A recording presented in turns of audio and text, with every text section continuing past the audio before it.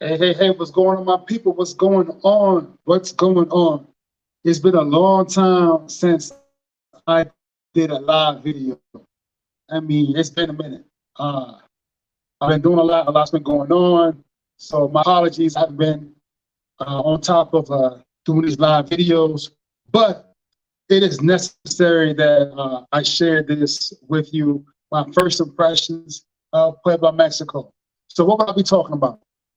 Basically, I want to talk about Puebla, my first impressions of Puebla and being in Mexico, the people, the food, how they react to seeing Black people, which is interesting, immigration, the climate, time zones. I'm trying to hit on everything in this live video. So stay tuned and we'll get started.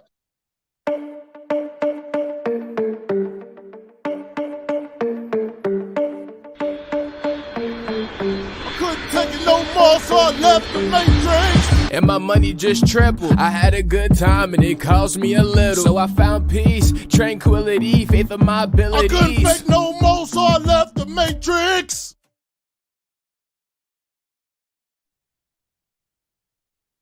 All right. So let's get started. So why am I here in Mexico? I mean, just a while ago, I was in the Dominican Republic, right? And just after that, I was just in Ecuador. Why am I in Mexico?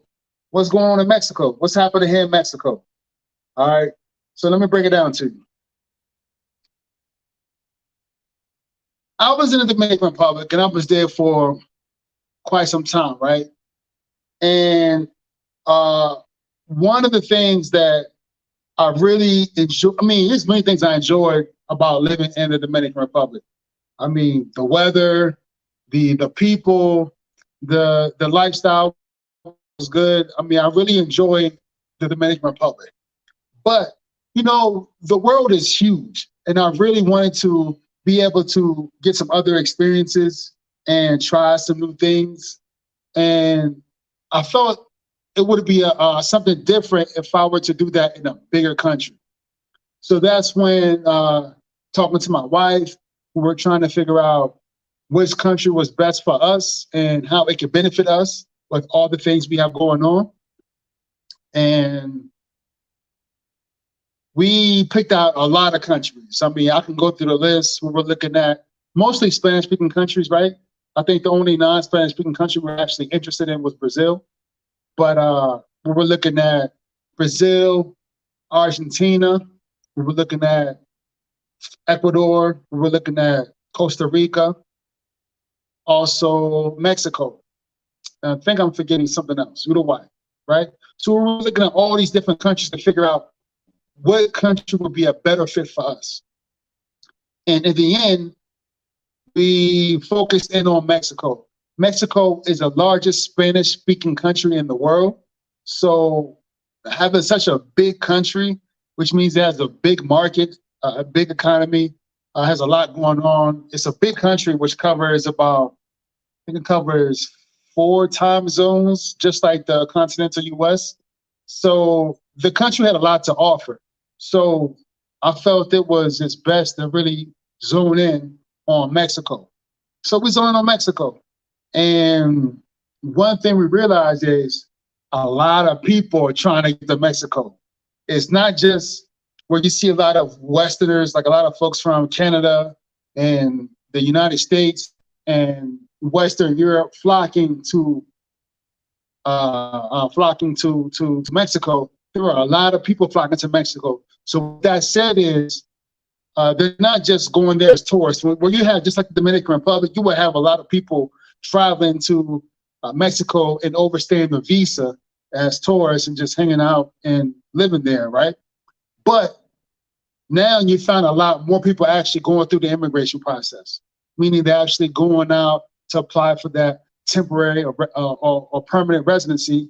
And you find that there's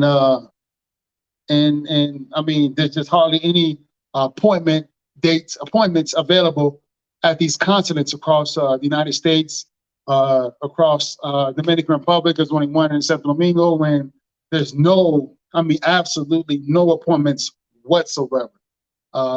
Even in Ecuador, we've been in Ecuador for quite a few months now, and no appointments whatsoever. There actually were many appointments before we actually got to Ecuador, but when we got to Ecuador, there were none. So before I get into the immigration process, I want to talk about what happened to Ecuador. Why did I leave Ecuador? Well, I'm still have one foot in Ecuador, but once I make the full move to Mexico, Ecuador being in rearview mirror, and I'll just have one foot in Dominican Republic and the other foot here in Mexico. So why Mexico? Well, some of the things I just mentioned. It's a big country. We're talking about 100, I believe it's about 150 million people in Mexico. Again, the largest Spanish-speaking country in the world. It's a huge country. It hosts the largest city in the North America, which is Mexico City. Has a lot of huge cities. Very developed. Mexico was very developed. It is, in many cases, a lot like the United States, very developed. The economy is going well. Is that the value of the Mexican peso has gone up. I know a little while ago when I first started looking to moving to Mexico, well, even considering Mexico, I found that the ratio, the conversion was about 20 Mexican pesos to $1 US. Now it's about 17.25 Mexican pesos to the US dollar. So the Mexican peso is definitely strengthening. Recently, the Mexican government increased the minimum wage. So the value of the Mexican peso was stronger. Also, the people are earning a little bit more, and that is having an effect on the Mexican economy. So those folks who are from the United States or Canada who were able to get the best out of that Canadian or US dollar, now they're looking like, damn, my money is not worth that much. It's still worth a lot here, but it's not as much. It's not worth as much as it was maybe last year or 2 years ago or 3 years ago, right? It's definitely gone down. But Mexico is still cheap. It can be expensive. Believe me, it can be expensive. But Mexico was still cheap, and I will get into that real soon. So I'm in Puebla. Why Puebla? And where is Puebla? So Puebla is actually located in central Mexico. Who is that? Ramona, ¿qué lo que? Hi, Profe Guy. Hello, Ramona. So Puebla is located in central Mexico, which is about maybe 2 hours. It's about 2 hours east of Mexico City. So Puebla is the 4th largest city in Mexico after Mexico City, Guadalajara, and Monterrey. So Puebla is probably most known for its universities. It has like some of the best universities in the country. Also, Puebla is that gateway between Mexico City and the Gulf, Veracruz, which is the largest city, or one of the largest cities on the Gulf of Mexico. And Veracruz, for those who know, have a very strong Cuban influence, and you'll find a lot of Black folks out there too. So Puebla is a big city. I mean, we're talking about, I think, maybe 4 million people. So it has a lot to offer, and it's still really close to Mexico City, which has over 20 million people. And you're not too far away from the coast, where in 3 hours we can be in Acapulco. In 3 hours we can be in Veracruz. So if you want to go to the beach, you're not too far away. Or if you want to get on a quick plane ride, Puebla has an international airport, so you can get on that airplane and get a quick flight to Cancun, which is about an hour and a half, 2 hours. So Puebla is definitely centrally located. So let me tell you about Puebla. What are the people like? What is the culture here? So Puebla, look, the people here are really nice. I mean, I'm surprised. The people here are really, really nice.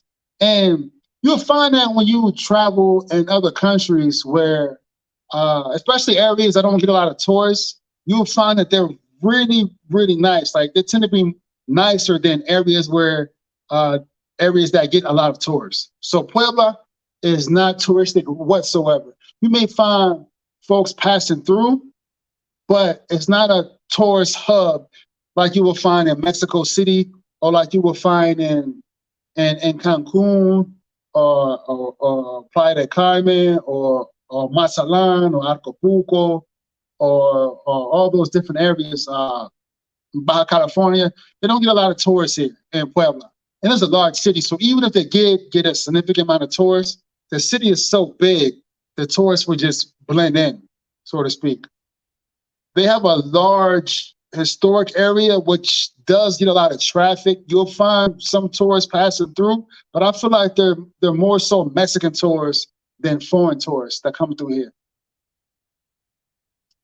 But the people are really nice. I mean, really nice, really helpful. They speak a type of Spanish that is actually easy to understand. So it's really cool. And the culture, I find that I'm still trying to get a hang of the culture, like really trying to understand like the cultural differences that Mexico has from other countries, because I haven't been here that long. However, one thing I found is they're probably have a lot of similarities to the United States than I expected, simply because of its proximity to the United States, and also the U.S. has a lot of influence in Mexico as far as like a lot of their stores and franchises and a lot of business is done here. So you'll find that it's familiar. And me just driving around, I felt like I was in California. I mean, I really felt like I was driving somewhere around suburbia California, because it looks, I mean, you got the malls, some of the same stores, the Costco and the Sam's Club, and then you'll find all that stuff you have right here, Office Depot, Home Depot, all that stuff you find here in Mexico, which is definitely not anything I've seen anywhere, any other country I've been to, other than Canada. The weather. So the weather here, it rarely reaches 84 degrees, and that's about that's 84 degrees Fahrenheit or about 28 degrees Celsius. It rarely reaches that high in the summer. Now the nights are usually cool in about the 50s or 60s, rarely in the 40s and 30s, rarely, but it does get there. The rainy season is rainy season is basically the summer, where it starts getting hot during the spring, like a little warmer, not very hot, a little warmer during the spring. We're talking about the low 80s.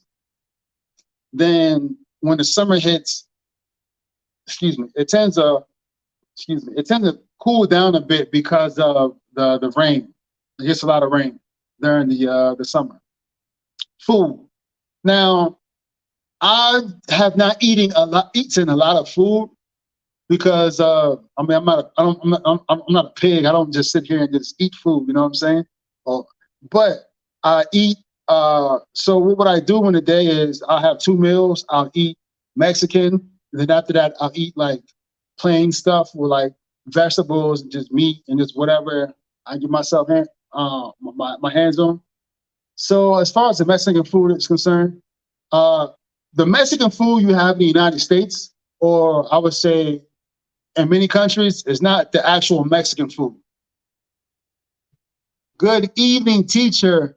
Christina. Teacher, is that me, teacher? What do I know? Do I know you, Christina? Where do I know you from, Christina? Let me know. Where do I know you from? So the food. So the dish that is very popular here, that's very known from Puebla, is mole poblano. And mole poblano It's basically, they usually have it with a little bit of red rice and some chicken, maybe like a leg or a breast or a thigh. They'll have that, and then they'll have it with a chocolate sauce. But it's not a sweet chocolate sauce. It's a chocolate sauce that has a spice to it. Very interesting.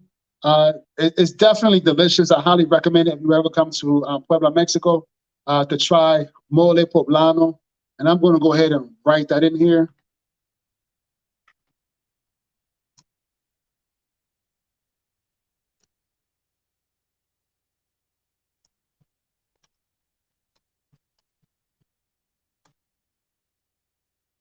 All right. So, Christina, where do I know you from? Let me know. So, yes, the food, for the most part, the food is pretty spicy. I mean, I don't mind a little spice, but even for me, it gets really spicy, the food here. So just to let you all know when you're coming here, the food gets really spicy. Now, let me talk about this. How do they react to seeing Black people?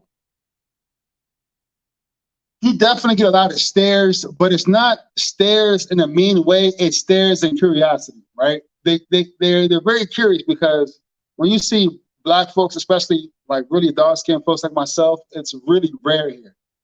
It's rare. I mean, I've probably seen like 2 or 3 other dark-skinned people since I've been here, and they're probably now one guy.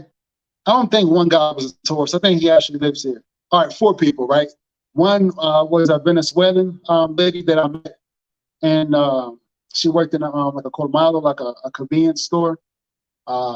Another guy who lives here. I don't know where he's from, but he's not Mexican. His accent was foreign. And then I saw 2 tourists who were Black. So there you have it. Not a lot of Black folks here. So you get a lot of stares, and a lot of stares. I mean, people are breaking their necks, but it's out of curiosity. And then if you were to stop and speak, everyone stops. So if you see folks walking on the street and you're speaking, they will stop, and then a crowd will gather around you out of curiosity, right? Seriously, they are that interested. So one thing I noticed walking is, down the street after a couple of days, I noticed that people were pinching a lot. Like you find people like fighting themselves, pinching, right? Like that's strange, because I saw that a lot in Peru. So when I lived in Peru, when I was in the Peace Corps, I saw that a lot in Peru. Now in Lima, I did not see it that much in Lima, but outside of Lima, if you were to go somewhere in the outskirts of Lima, like maybe Chatlacayo or Chosica, where you have a lot of folks from the mountains, from La Sierra and Peru, like moving like towards the coast. And I saw it a lot too, like me walking around in the north coast, like in Piura or in Lambayeque. I saw that a lot when I was out there. People pinching themselves. Why do they do that? They do that because it's apparently good luck. We see a Black person, it's good luck. So they start like pinching each other to see who can pinch first. Negrito para ti, suerte para mí. Yeah, it's a thing out there in Peru. So that's Peru. Also, side note in Peru,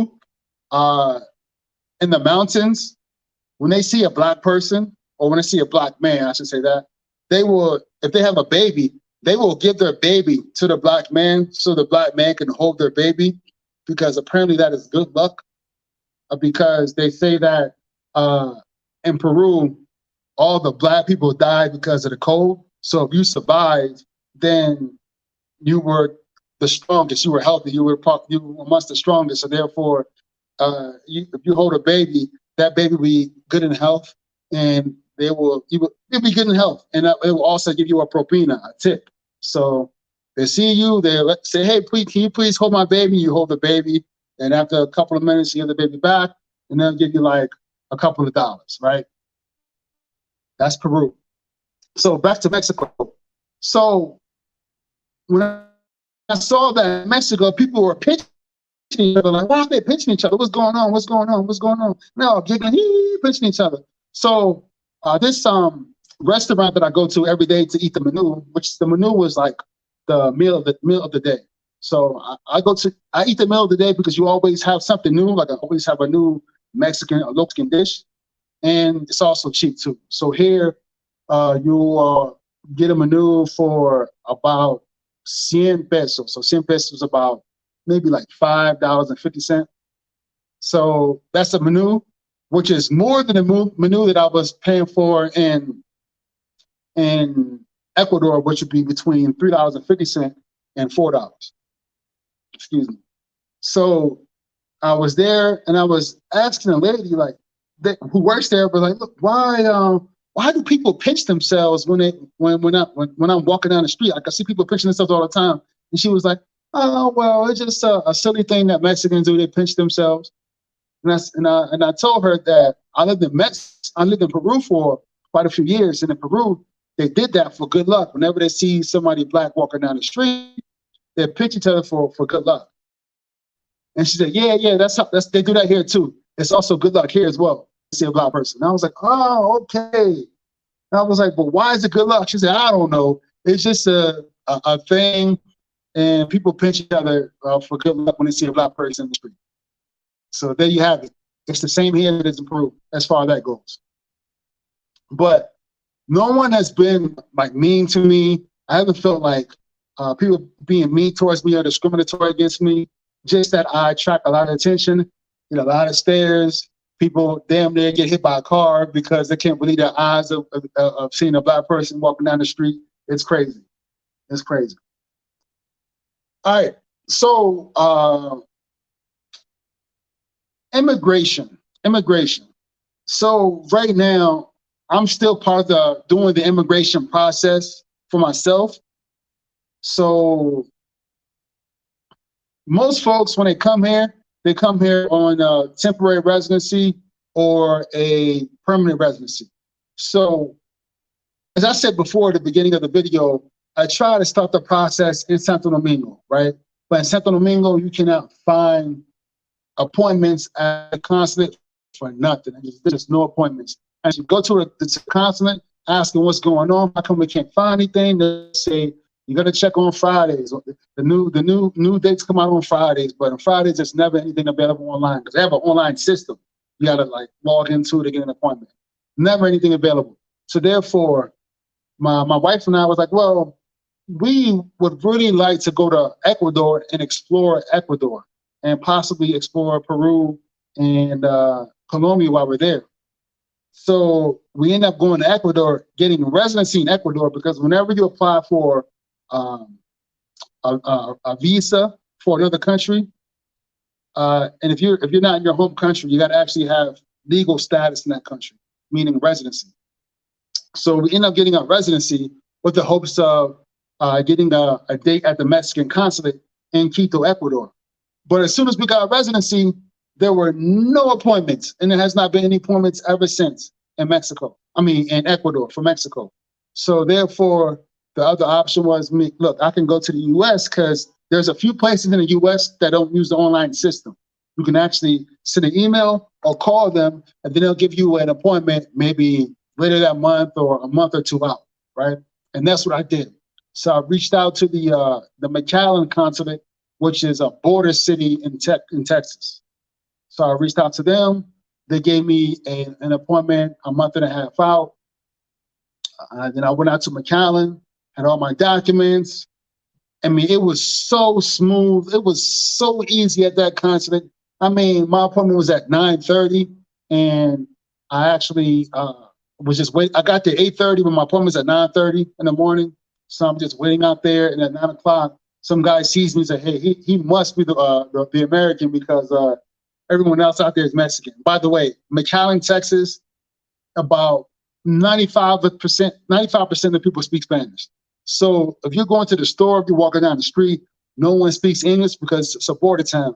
You're practically in Mexico. So I stood out there too, right? But yeah, so I got there 8:30.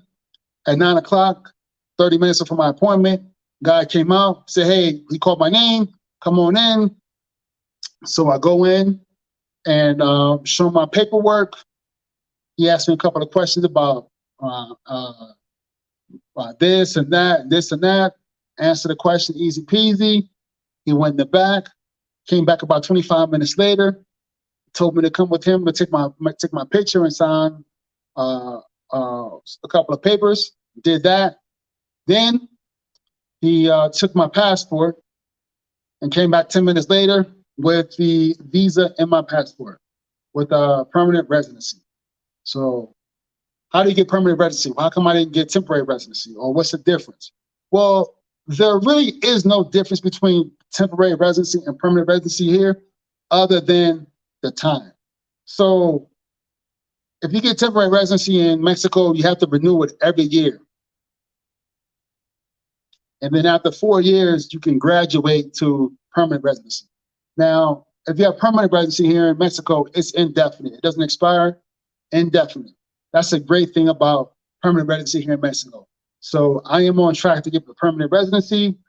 So basically, they give you the visa at the consulate, and then you have 6 months to fly or travel to Mexico. When you get to Mexico, they give you 30 days, but they give you 30 days in Canje. Canje, which is Canje, Canje. That basically means that you are en route to get your residency card. So you come here to the country and you go to INM, which is their immigration office, which they have in every state. You go there to the office in your state. You gotta present a few papers. And I will actually do a separate video on all that outside of this video. And after that, you pay the fee, which for permanent residency right now is about the equivalent of $360.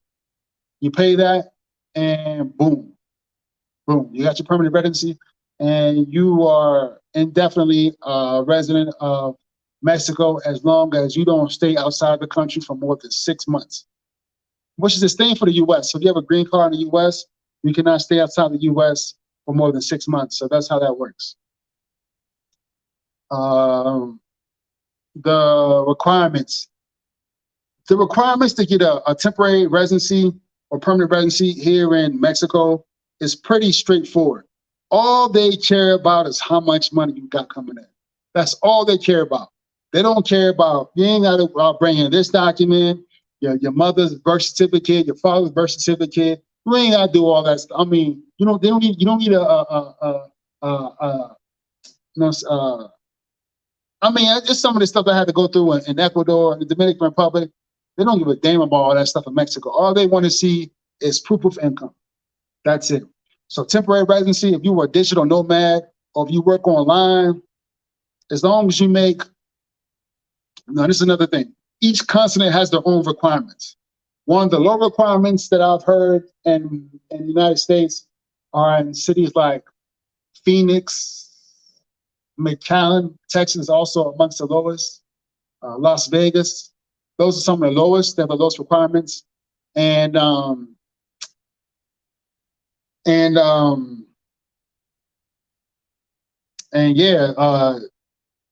I think the lowest I've seen in 2023 is like maybe just under $3,000 a month you gotta earn, and you gotta support that with deposits, 6 months worth of deposits of that amount, right?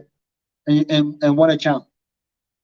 And also, if you're still working, usually you gotta have like a offer letter or a contract or a letter from your job saying that you're working. And they prefer that it says that you are a remote worker or that you'll be working from Mexico. But if it doesn't say that, I'm sure you'll be okay. I'm sure you'll be okay. Also, I've heard that some concepts are more strict than others, but I'm sure you'll be okay. For permanent residency, it's usually about, the lowest I've seen is just under $5,000 a month. And you have to be retired or receiving some sort of pension. Now, I'm 38 years old. I'm not technically retired, but because I am a VA, I'm a veteran and I get VA disability, that counts as a pension. So even though they may not cover the entire amount that's needed for permanent residency, because I get that, and I supplement the rest with other means, other streams of income. Therefore, I qualify for permanent residency. So that's how it worked in my favor.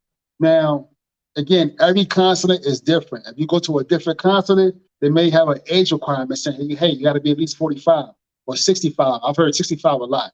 It's not written in law, Mexican law, but each consulate can create their own guidelines. And thankfully, McAllen, Texas consulate, thank you. I think the guy was Edson, something like that. He helped me out. Really good brother. I appreciate that. So they also have other ones too. So for example, if I have permanent residency, I can send for family members to also come. And then when they come here, they'll get permanent residency as well, just like me. But it has to be a spouse and minor children. Adult children, you can't do that. Like they're on their own. But one way you can get them in the door is if they were to go to school here. So if they were to go to a university here, then they can come here on that student visa, which is a temporary visa, which you have to renew every year.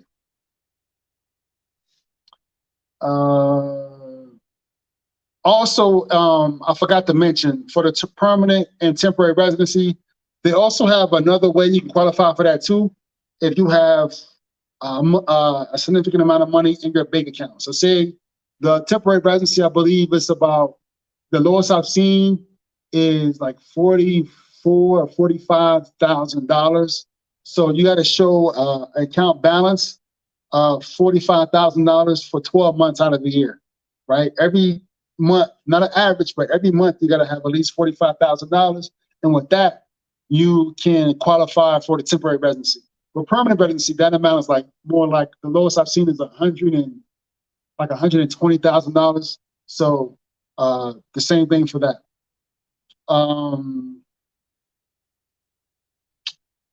Yeah, so you got some folks out there that are like, for example, they're getting Social Security, and maybe they're only getting like $1,500 or $2,000 a month, which doesn't quite meet the threshold. You can supplement that with other streams of income for the temporary or the permanent residency, depending on the consulate. What are the benefits of having residency here? It's just like being in the United States, where everywhere you go, they ask for a Social Security number. Like if you're doing any kind of like business with the government or a job or anything, it's the same here. Everyone asks for your ID here, your ID. Just like when you're in the Dominican Republic, your cellular. Or when you're in Ecuador, your cellular. So you gotta. That's the benefit, and you don't have any barriers when you just living there and trying to get stuff done. There's no barriers. So that's a huge benefit here. Also, a lot of folks here that are here on long-term tours, because for those countries that can come here tourists, like visa-free as tourists, they get 180 days. So a lot of folks will stay here 180 days, go back, and then come back. Go back to the country, then come back, another 180 days. So the Mexican government keeps track of that, right? They have it in their system is digital now. So basically, if they see that folks are abusing that, they will ban them from coming back to the country, or force them to, if they want to come back, they have to go through the residency process. And citizenship. So citizenship, the Mexican citizenship has some benefits. It also has its disadvantages. I've heard folks mention that, hey, if you have residency here and or citizenship here in Mexico, then you are Mexican. Even if you have citizenship of American citizenship or Canadian citizenship or British citizenship, you are Mexican first. So if anything's happened, the Mexican government has control of you, right? So I guess it's a disadvantage. But at the same time, when you're a Mexican citizen, you can get that Mexican passport. And that Mexican passport is one of the strongest passports in the world. I think it's like one of the top 25 passports in the world. So therefore, there's a lot of countries you can go to visa-free, to include New Zealand, to include Canada, to include all those countries in Europe, most of Central South America and the Caribbean. So the Mexican passport is very strong. So that's another benefit. So I got 3 people on here. Any questions about Mexico? Anything at all? Any questions about Mexico? I know I haven't been here that long, but I've been here long enough to get to have a first impression. Any questions? Una pregunta sobre México? Cualquier cosa? So one thing I can talk about is Mexico safe? Security in Mexico, is it safe? I'm gonna be honest. One of the things that people would always tell me when I was telling folks that I am considering moving to Mexico or that I'm actually moving to Mexico, folks would always say, "Oh, the cartels, it's dangerous. This happens." Yeah, it's true. A lot of stuff can happen in Mexico, and Mexico has some dangerous aspects, some dangerous areas, but it's not any different from a lot of other countries. People will say, no, Mexico was different because the cartels and it's like the Wild Wild West. Yeah, you may have some areas like that, but that's not all of Mexico. And you just like you have some areas in the United States that's dangerous that I wouldn't go to, that I wouldn't move to, that I wouldn't hang out in. Same thing here in Mexico. I can tell you one thing. I have now felt unsafe at all being in Puebla. And I've been walking around. You can see the sun has been hitting me, so I have a darker shade now. I've been walking around and I have not felt unsafe walking around here. I have not felt in danger. I have not heard anything about Puebla, nothing like that whatsoever. There's one guy that I follow on YouTube, and he actually lives in, he's an American dude. He lives in La Paz. I don't remember his YouTube channel, but he lives in Baja California, La Paz. And he posted this link on his website. And I posted them, and I posted on my channel as well. Basically, it shows violent crimes across Mexico. And it shows like the hot spots, and they have like do some measurements out of 100,000, this many out of 100,000, that many out of 100,000. And Puebla is one of the safest areas in Mexico. Puebla. The safest is Merida. Merida, Mexico is a city about 1 million people in the Yucatan, about 3 or 4 hours away from Cancun. That place is like the safest in the country. But Puebla is amongst the safest, which is one of the reasons why I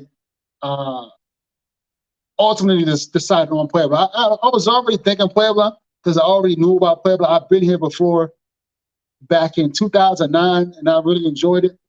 But yeah, Puebla is amongst the safest. And they have some other places, man. Hot. There's a lot going on.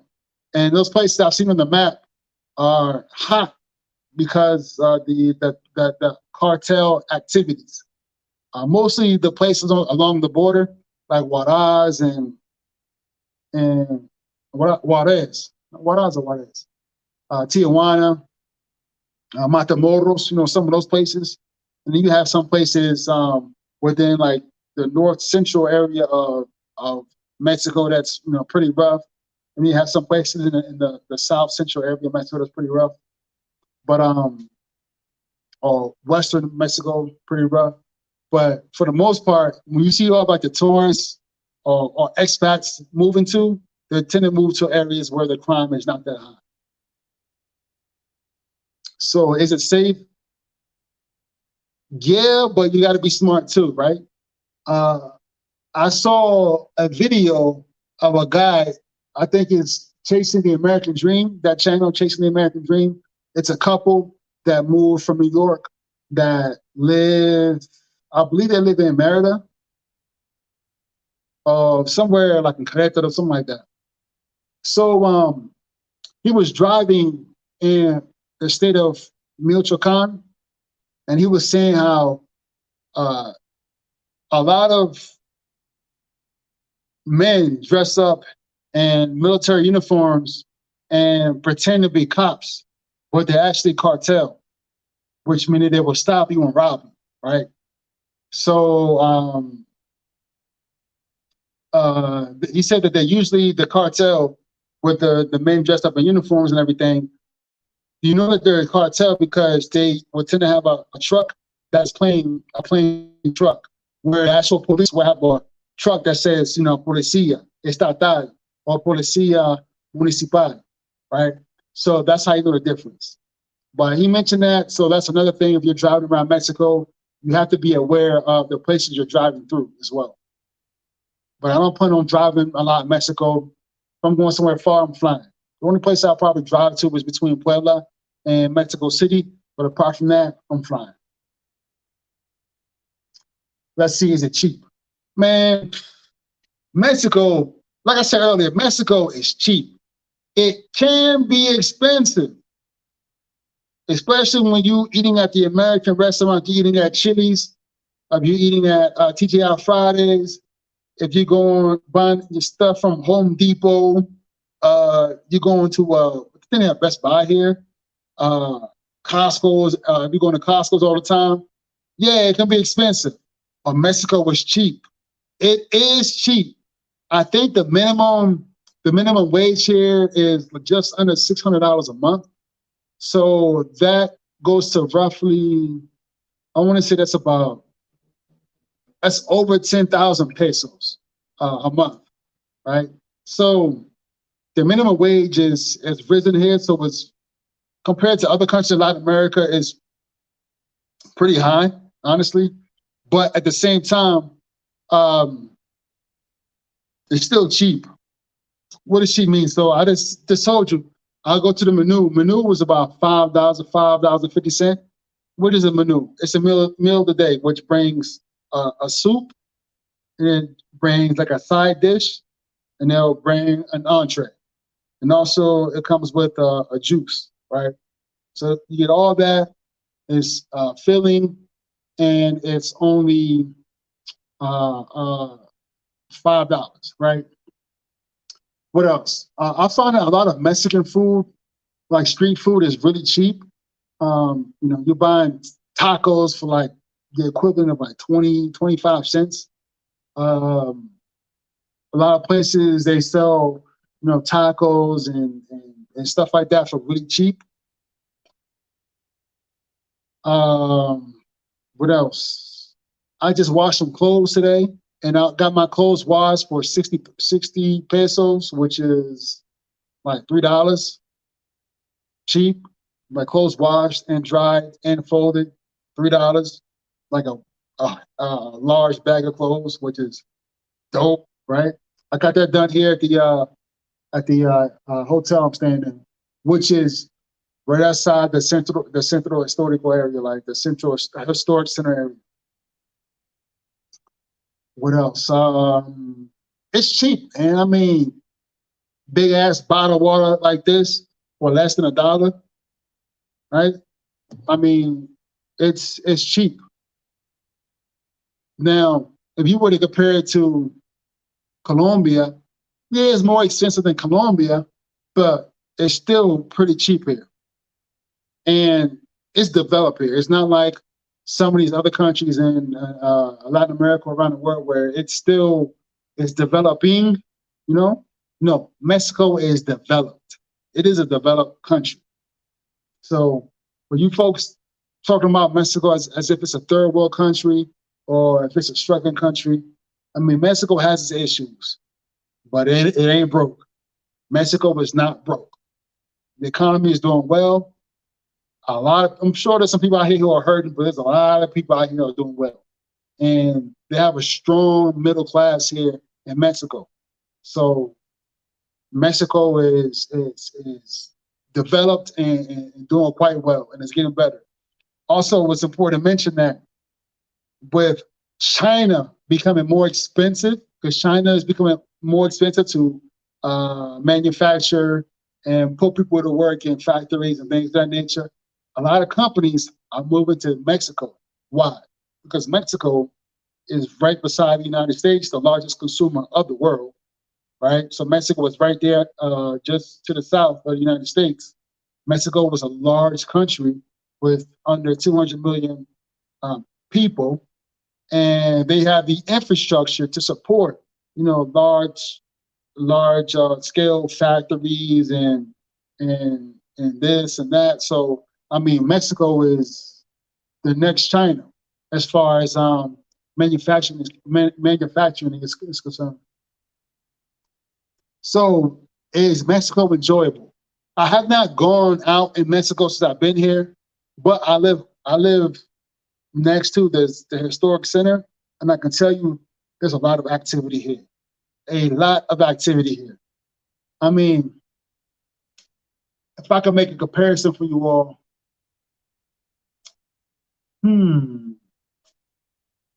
it's a lot like, I mean, I've been to Mexico City. So if you've been to Mexico City, I feel it's very similar to Mexico City, but just on a slightly smaller scale, right? On a smaller scale, or very similar to Mexico City. A lot going on, strong nightlife here, strong nightlife. They have tons of cheap and expensive and middle ground restaurants, right? High end and low end and middle end, right? The restaurants, a lot to choose from. If you want like different types of Mexican food, seafood, looking to get Italian, Korean, American, they got all that going on here in Puebla. Also, Puebla is just 2 hours away from Mexico City. So you can jump on a bus, and the bus will cost you about between 300 and 400 pesos, which is about $20, right? And it'll take you to Mexico City, which is, and the buses are nice too. Like the buses have AC, they're comfortable. They're not those like those Greyhound buses in the U.S. They're the nice buses, right? Let's see, what else? Could you see yourself living here for a long time or for many years? I could see myself living in Mexico for many years. That's true. Puebla is cool. I could be here, but I would also want to experience living on the coast someplace like maybe on the Yucatan, like Cancun or Playa del Carmen, or maybe even the West Coast, like Mazatlan or one of those places over there. But I think I'd probably prefer like Playa del Carmen or Cancun. I've been out there a few times and it's pretty dope. So I could definitely see myself, just because of the infrastructure. They have some of the conveniences here in Mexico that you would not find in other countries. And also people here tend to be really nice. And I like that. When it's easy to deal with people, it definitely makes the place much more attractive, right? Especially being a Black man, and sometimes we walk around, you see the ladies, clutching their purse, and they're doing all this stuff, you know what I'm saying? So it's nice to be someplace where I would get that here. Don't get me wrong, it happens here, but it's not to the level that I would get in other places. I say that. Time zones. So I believe Mexico has 3 time zones. Right now, Cancun is the Eastern time zone. But remember, Mexico they don't have this fall back, spring ahead. They don't have that. So in Cancun right now is the same time as the central time zone in the United States. But in the fall, after fall back in November, then Cancun will have the same time as the East Coast of the United States, right? The New Yorks and the Miamis and the DC and the Phillies, Boston, etc. Let's see. Right now in Puebla, the same time zone as Mexico City. that is right now we're in the mountain time zone. So after the fall back, that area would be part of the central time zone. And then you have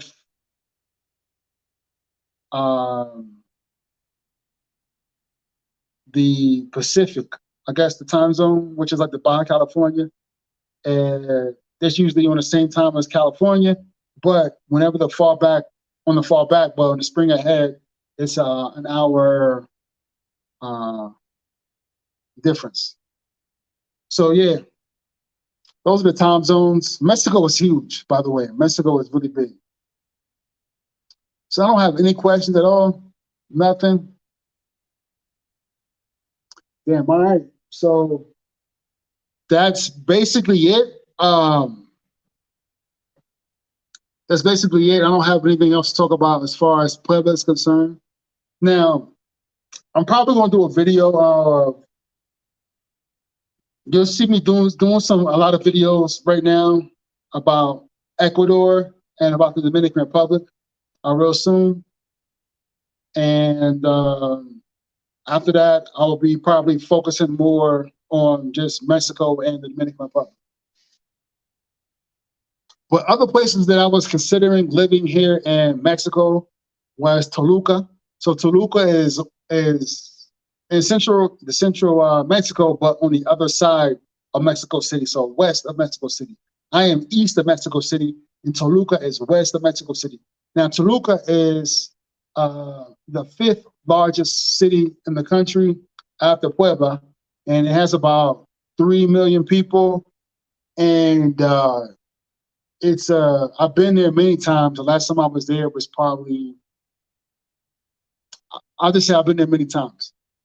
The thing about Toluca, which is also the similar as here as well, is it's very high elevation. So I want it to be someplace where it doesn't get like, crazy hot, right?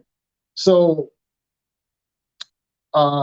being in Quito, I like Quito because Quito doesn't get crazy hot, but it doesn't really get hot at all. It's pretty much cool all year round. It doesn't really change much. But, sometimes you want the sun. And Puebla is pretty high up. It's about, I want to say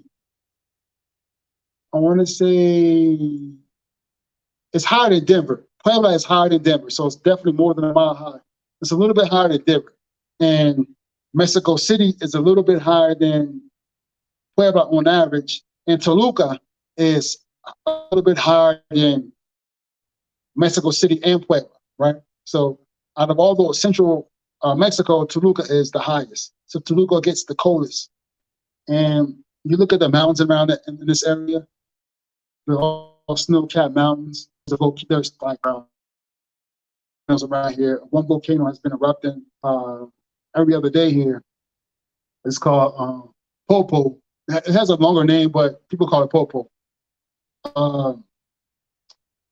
But you're not in danger if you're like in the city. But if you're in the Campo, you may be a little bit in danger. But Mexico is really big on warning folk when it's going to erupt and stuff like that. One other place I was considering is Monterrey. Now, Monterrey is like essentially like 2 hours or 3 hours away from the Texas border. I was considering Monterrey because it's probably not because it's the most Americanized city in Mexico, because it is the most Americanized city in Mexico, but because Monterrey, it has amongst the best universities. It has a very high educated population. It has a lot of high paying jobs. It's very close to a lot of the manufacturing companies that export to the United States. So if you were someone interested in getting into business, importing and exporting, Monterrey would be the obvious city to go to. So that was pretty much it. And I was also considering Cancun. I was considering moving to Cancun, and ultimately we decided on Puebla. But that doesn't mean that in the future we cannot make that move to Cancun, apply to Carmen or Monterrey or elsewhere. So we'll see what happens. But overall, I'm glad I made the move to Mexico. I know Mexico, at least in the Black YouTube space, Mexico does not get a lot of attention. It doesn't. It doesn't. Which is cool. Which is cool. But also, Mexico is one of those huge countries where there's a lot to do. There's a lot of things here for everyone, right? If you like the coast, if you like the desert, if you like the mountains, if you like the rainforest, it has it all here, right? And it's developed. Its cities are well connected to other cities in the U.S. and Canada and elsewhere, Latin America. That's probably the main reason why I wanted to be in the vicinity of Mexico City, because it's cooler in this area, but also the proximity to the Mexico City airport, because from that airport you can get anywhere. Direct flights. I mean, it's basically like the other New York City of North America, right? And you can get anywhere from Mexico City. That's what I like about Mexico City. So that's one of the reasons why I wanted to be close to Mexico City. But that's it. That's all I got. If you have any questions, feel free to comment. I hope you enjoyed this live and you got some good information about Puebla and about Mexico. Yeah, there you have it. So thank you for tuning in, and be sure to like, share, subscribe, and comment. And any questions, reach out to me by commenting on this video, or hit me up on Twitter or Instagram. All right, so you all have a great evening. Peace.